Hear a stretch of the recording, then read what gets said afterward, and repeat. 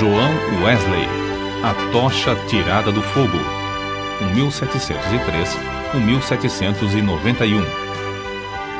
O céu, à meia-noite, era iluminado pelo reflexo sombrio das chamas que devoravam vorazmente a casa do pastor Samuel Wesley. Na rua, ouviam-se os gritos: "Fogo! Fogo!" Contudo, a família do pastor continuava a dormir tranquilamente, até que os escombros ardentes caíram sobre a cama de uma filha, Hattie. A menina acordou sobressaltada e correu para o quarto do pai. Sem poder salvar coisa alguma das chamas, a família foi obrigada a sair casa afora, vestindo apenas as roupas de dormir, numa temperatura gélida. A ama, ao ser despertada pelo alarme, arrebatou a criança menor, Carlos, do berço. Chamou os outros meninos, insistindo que a seguissem, e desceu a escada. João, porém, que então contava 5 anos e meio, ficou dormindo. 3 vezes a mãe, Susana Wesley, que se achava doente, tentou debalde subir a escada. 2 vezes o pai tentou, em vão, passar pelo meio das chamas, correndo. Sentindo o perigo, ajuntou a família no jardim, onde todos caíram de joelhos e suplicaram em favor da criança presa pelo fogo. Enquanto a família orava, João acordou e, depois de tentar descer pela escada, subiu numa mala que estava em frente a uma janela, onde um vizinho o viu em pé. O vizinho chamou outras pessoas e, juntos, conceberam o plano de um deles subir nos ombros de um primeiro, enquanto um terceiro subia nos ombros do segundo, até alcançarem a criança. Dessa maneira, João foi salvo da casa em chamas, apenas instantes antes de o teto cair com grande fragor. O menino foi levado pelos intrépidos homens que o salvaram para os braços do pai. "Cheguem, amigos!" clamou Samuel Wesley ao receber o filhinho. "Ajoelhemo-nos e agradeçamos a Deus. Ele me restituiu todos os meus filhos. Deixem a casa arder. Os meus recursos são suficientes." 15 minutos depois, casa, livros, documentos e mobiliário não existiam mais. Anos mais tarde, em certa publicação, apareceu o retrato de João Wesley e, embaixo, a representação de uma casa ardendo com as palavras: "Não é este um tição tirado do fogo?" Zacarias capítulo 3, versículo 2. Nos escritos de Wesley foi encontrada uma referência interessante acerca desse histórico sinistro. Em 9 de fevereiro de 1750, durante um culto de vigília, cerca das 11 horas da noite, lembrei-me de que era esse o dia e a hora, havia 40 anos, em que me tiraram das chamas. Aproveitei-me do ensejo para relatar a maravilhosa providência. Os louvores e as ações de graças subiram às alturas, e grande foi o regozijo perante o Senhor. Tanto o povo como João Wesley já sabiam naquele tempo por que o Senhor o poupara do incêndio. O historiador Lecky nomeia o grande avivamento como sendo a influência que salvou a Inglaterra de uma revolução igual a que, na mesma época, deixou a França em ruínas. Dos 4 vultos que se destacaram no grande avivamento, João Wesley era o maior. Jonatas Edwards, que nasceu no mesmo ano de Wesley, faleceu 33 anos antes dele. George Whitefield, nascido 11 anos depois de Wesley, faleceu 20 anos antes dele, e Carlos Wesley continuou o seu itinerário efetivo somente por 18 anos, enquanto João continuou durante meio século. Mas a biografia deste célebre pregador, para ser completa, deve incluir a história de sua mãe, Susana. De fato, é como certo biógrafo escreveu: "Não se pode traçar a história do grande avivamento do século passado, o 1700, na Inglaterra, sem dar uma grande parte da herança merecida à mãe de João e Carlos Wesley. Isso não somente por causa da instrução que inculcou profundamente aos filhos, mas por causa da direção que deu ao avivamento. A mãe de Susana era filha de um pregador. Esforçada na obra de Deus, casou-se com o eminente ministro Samuel Annesley. Dos 25 filhos desse enlace, Susana era a 24ª. Durante a vida, seguiu o exemplo da sua mãe, passando 1 hora de madrugada e outra à noite orando e meditando sobre as Escrituras. Pelo que escreveu certo dia, vê-se como se dedicava à oração. Que Deus seja louvado por todos os dias em que nos comportamos bem. Mas estou ainda descontente, porque não desfruto muito de Deus. Sei que me conservo demasiadamente longe dele. Anseio ter a alma mais intimamente ligada a ele pela fé e amor. João era o 15º rebento dos 19 filhos de Samuel e Susannah Wesley.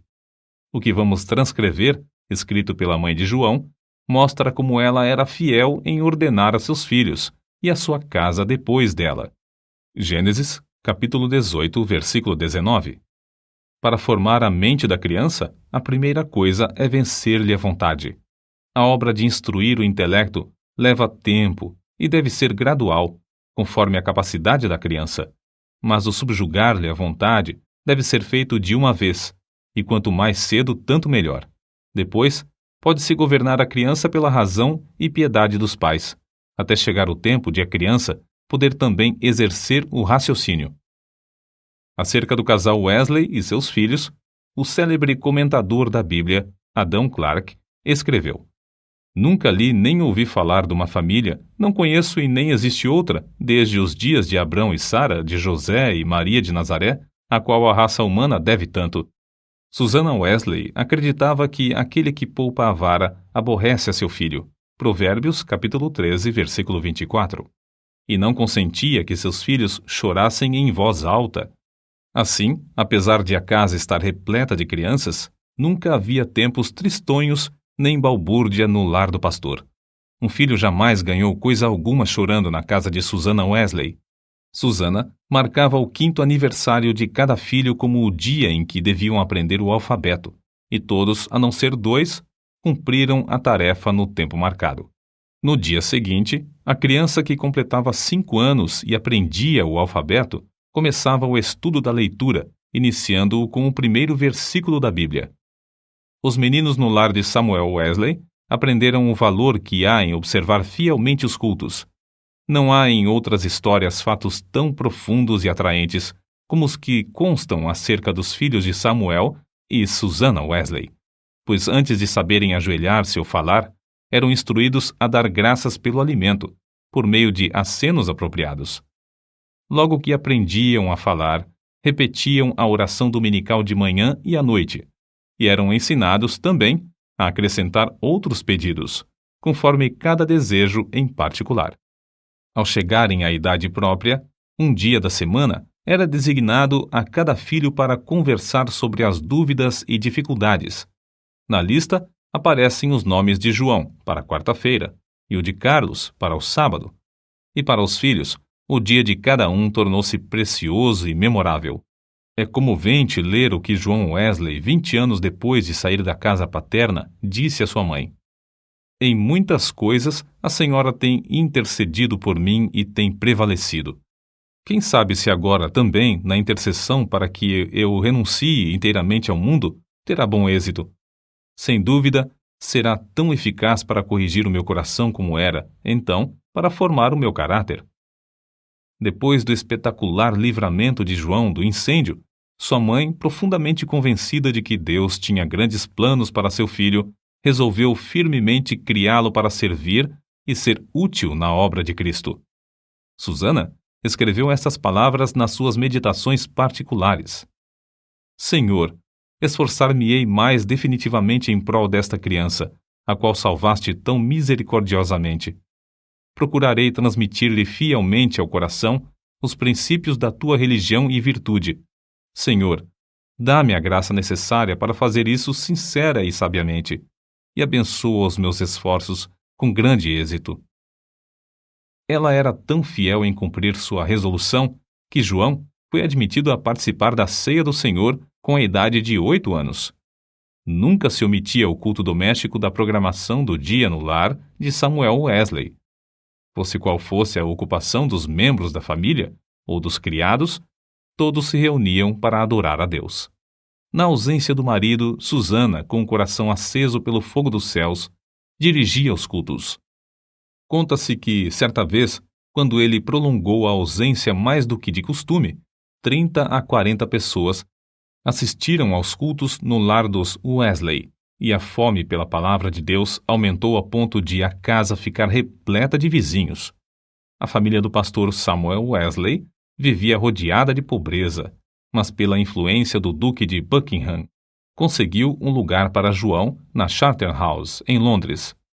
Assim, o menino, antes de completar 11 anos, deixou a atmosfera fragrante de oração ardente para enfrentar as porfias de uma escola pública. Contudo, não cedeu ao ambiente de pecado de que estava rodeado.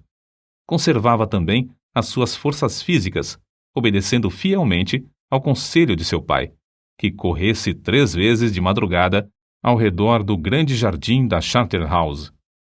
Tomou como regra da sua vida, dali em diante, manter o vigor do corpo. Aos 80 anos, apesar de seu físico franzino, considerava coisa insignificante andar a pé 1,5 léguas para pregar.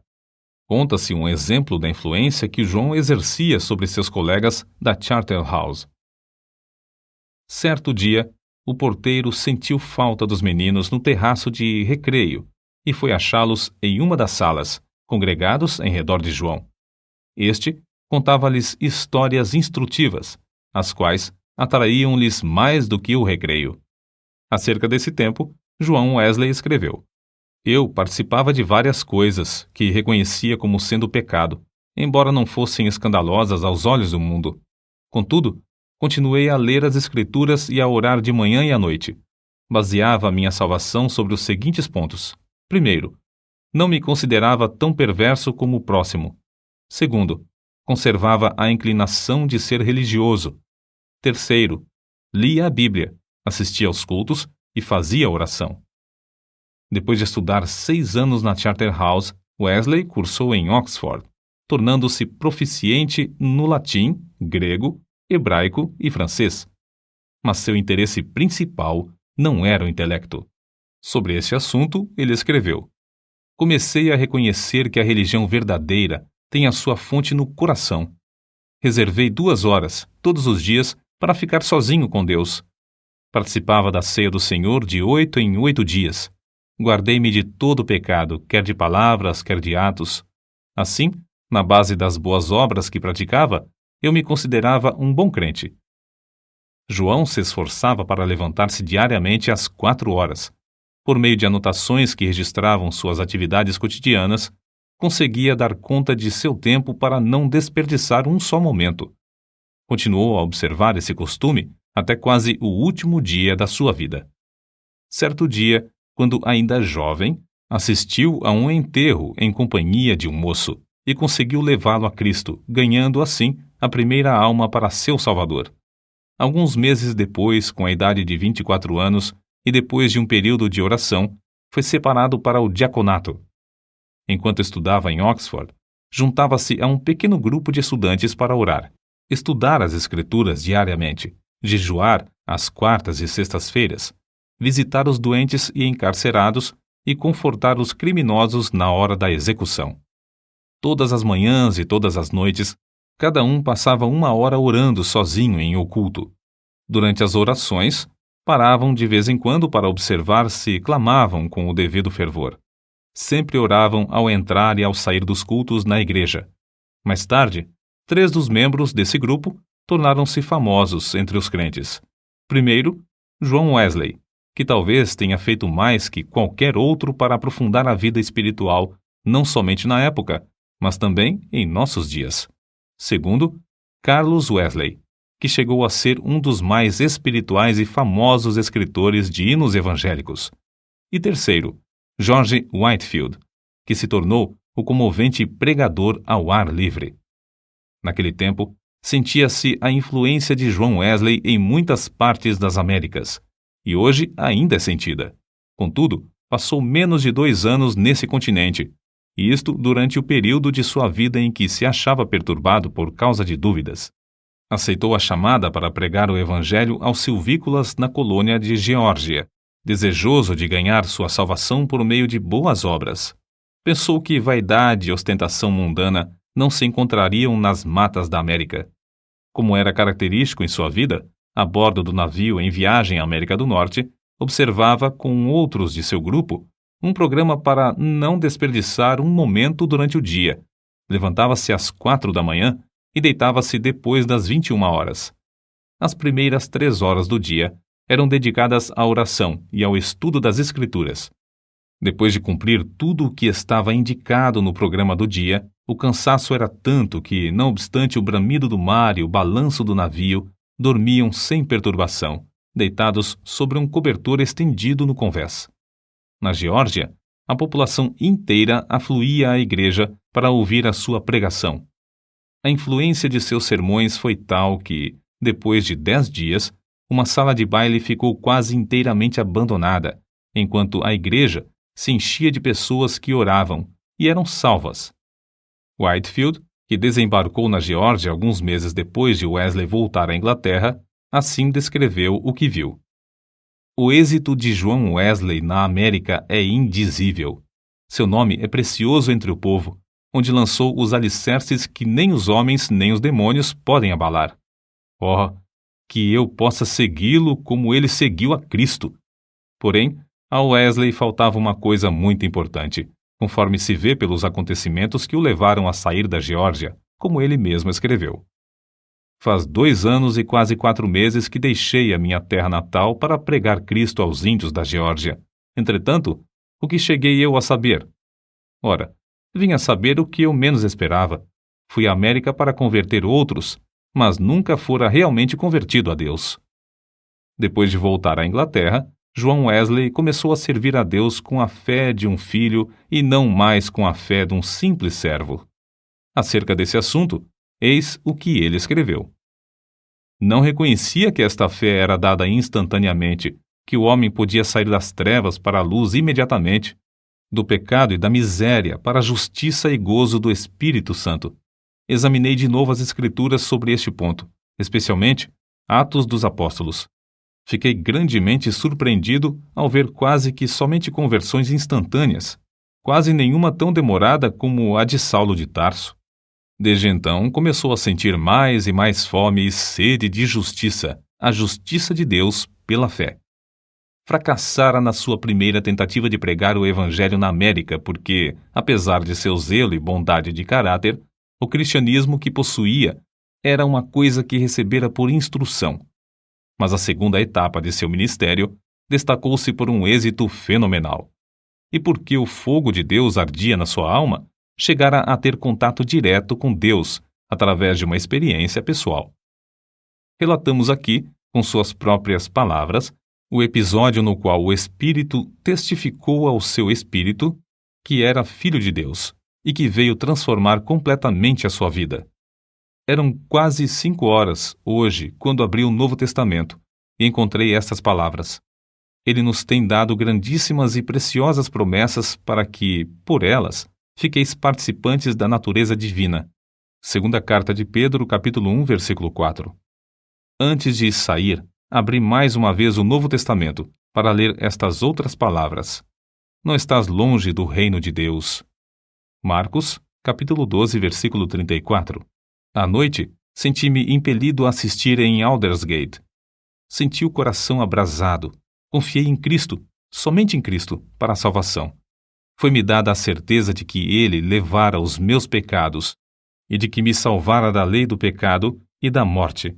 Comecei a orar com todas as minhas forças e testifiquei a todos os presentes do que sentia no coração. Depois dessa experiência em Aldersgate, Wesley aspirava a bênçãos ainda maiores do Senhor, conforme ele mesmo escreveu. Eu suplicava a Deus que cumprisse todas as suas promessas na minha alma. O Senhor honrou este anelo, em parte, não muito depois, enquanto eu orava com Carlos, Whitefield e cerca de 60 outros crentes, em Fetter Lane. São de João Wesley também estas palavras. Cerca de 3 horas da madrugada, enquanto perseverávamos em oração, Romanos capítulo 12, versículo 12, o poder de Deus nos sobreveio de tal maneira que bradamos impulsionados de grande gozo, e muitos caíram ao chão. A seguir, ao passar um pouco o temor e a surpresa que sentimos na presença da majestade divina, rompemos em uma só voz. Louvamos-te, ó Deus! Aceitamos-te como Senhor. Essa unção do Espírito Santo dilatou grandemente os horizontes espirituais de Wesley. O seu ministério tornou-se excepcionalmente frutuoso, e ele trabalhou ininterruptamente durante 54 anos, com o coração abrasado pelo amor divino. Um pastor prega, em média, 100 vezes por ano, mas João Wesley pregou cerca de 780 vezes por ano, durante 54 anos. Esse homenzinho de apenas 1,66 m de altura e pesando menos de 60 quilos, dirigia-se a grandes multidões e sob as maiores provações. Quando as igrejas lhe fecharam as portas, levantou-se para pregar ao ar livre. Embora enfrentasse a apatia espiritual quase geral dos crentes, a par de uma onda de devassidão e crimes no país inteiro, multidões de 5.000 a 20.000 afluíam para ouvir seus sermões. Tornou-se comum, nesses cultos, os pregadores acharem-se tão angustiados que gritavam e gemiam. Se materialistas célebres, tais como Voltaire e Thomas Paine, gritaram de convicção ao se encontrarem com Deus no leito de morte, não é de admirar que centenas de pecadores gemessem, gritassem e caíssem ao chão como mortos, quando o Espírito Santo os levava a sentir a presença de Deus. Multidões de perdidos, assim, tornavam-se novas criaturas em Cristo Jesus nos cultos de João Wesley. Muitas vezes, os ouvintes eram levados às alturas de amor, gozo e admiração. Recebiam também visões da perfeição divina e das excelências de Cristo, até ficarem algumas horas como mortos. Ver Apocalipse capítulo 1, versículo 17. Como todos os que invadem o território de Satanás, os irmãos Carlos e João Wesley tinham de sofrer terríveis perseguições. Em Moorfield, os inimigos do Evangelho acabaram com o culto, destruindo a mesa em que João subira para pregar, e o insultaram e maltrataram. Em Sheffield, a casa foi demolida sobre a cabeça dos crentes. Em Wednesbury, destruíram as casas, roupas e móveis dos fiéis, deixando-os desabrigados, expostos à neve e ao temporal. Diversas vezes, João Wesley foi apedrejado e arrastado como morto na rua. Certa vez, foi espancado na boca, no rosto e na cabeça até ficar coberto de sangue. Mas a perseguição por parte da igreja decadente era sua maior cruz. Foram denunciados como falsos profetas, paroleiros, impostores arrogantes, homens destros na astúcia espiritual, fanáticos, etc. Ao voltar para visitar Epworth, onde nascera e se criara, João assistiu no domingo aos cultos da manhã e da tarde na igreja onde seu pai fora fiel pastor durante muitos anos, mas não lhe foi concedida a oportunidade de falar ao povo. Às 18 horas, em pé sobre o monumento que marcava o lugar em que enterraram seu pai, ao lado da igreja, Wesley pregou ao maior auditório jamais visto em Epworth, e Deus salvou muitas almas. Qual a causa de tão grande oposição? Entre os crentes da igreja dormente, alegava-se que eram as suas pregações sobre a justificação pela fé e a santificação. Os descrentes não gostavam dele porque levou o povo a se levantar para cantar hinos às 5 da madrugada. João Wesley não somente pregava mais que os outros pregadores, mas os excedia como pastor, exortando, confortando os crentes e visitando-os de casa em casa. Nas suas viagens, andava tanto a cavalo como a pé, ora em dias ensolarados, ora sob chuvas, ora em temporais de neve. Durante os 54 anos do seu ministério, andou, em média, mais de 7.000 quilômetros por ano para alcançar os pontos de pregação. Esse homenzinho que andava tantos quilômetros ainda tinha tempo para a vida literária. Leu não menos de 1.200 tomos, a maior parte enquanto andava a cavalo. Escreveu uma gramática hebraica, outra de latim e ainda outras de francês e inglês. Serviu durante muitos anos como redator de um jornal de 56 páginas. O dicionário completo que compilou da língua inglesa era muito popular, e seu comentário sobre o Novo Testamento ainda tem grande circulação. Revisou e republicou uma biblioteca de 50 volumes, reduzindo-a para 30 volumes. O livro que escreveu sobre a filosofia natural teve grande aceitação entre o ministério. Compilou uma obra de 4 volumes sobre a história da Igreja.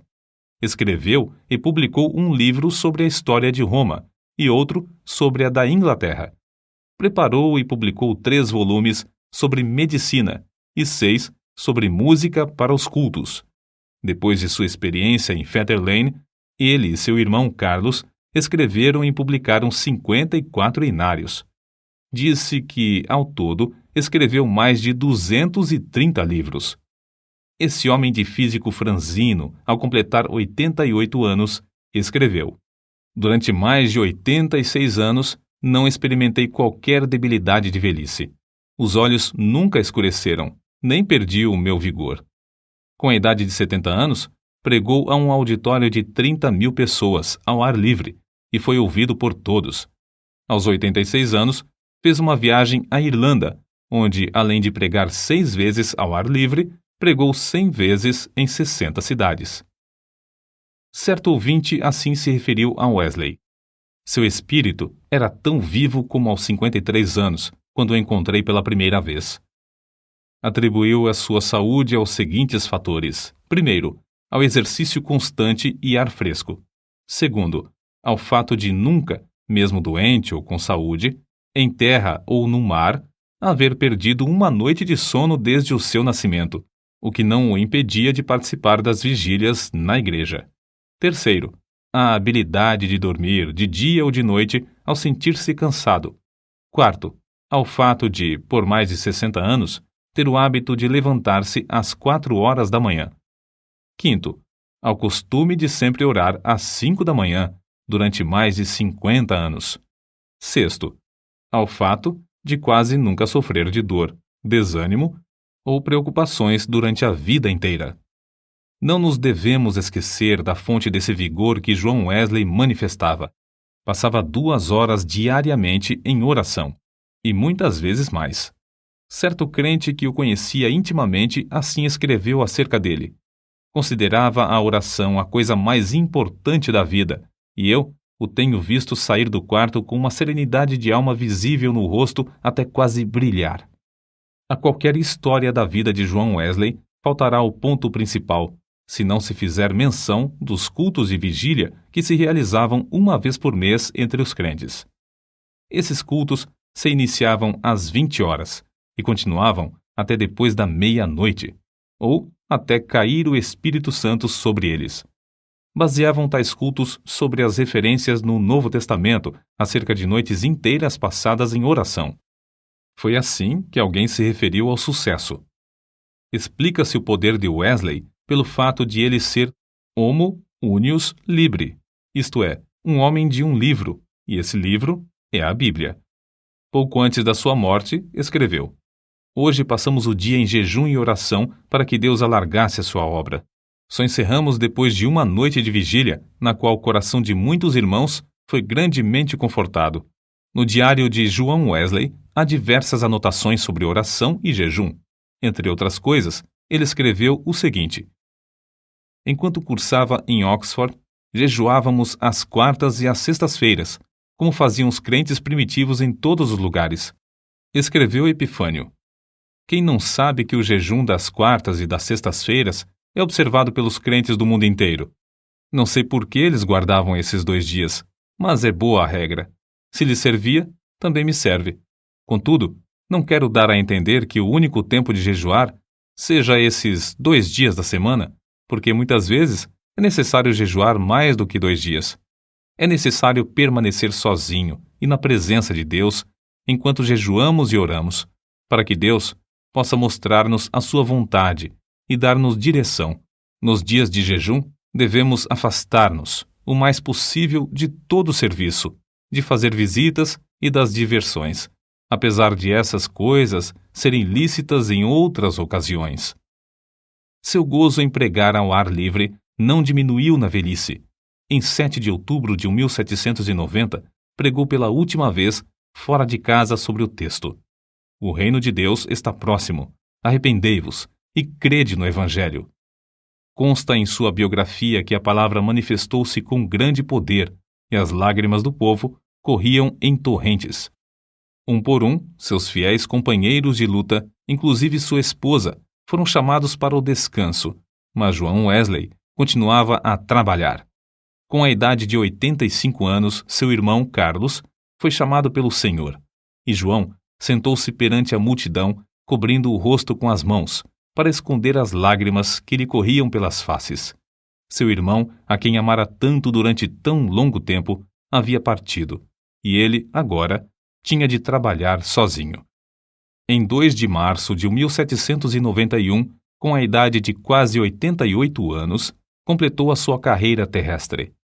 Durante toda a noite anterior, não cessaram em seus lábios o louvor e a adoração, pronunciando estas palavras: as nuvens destilam a gordura.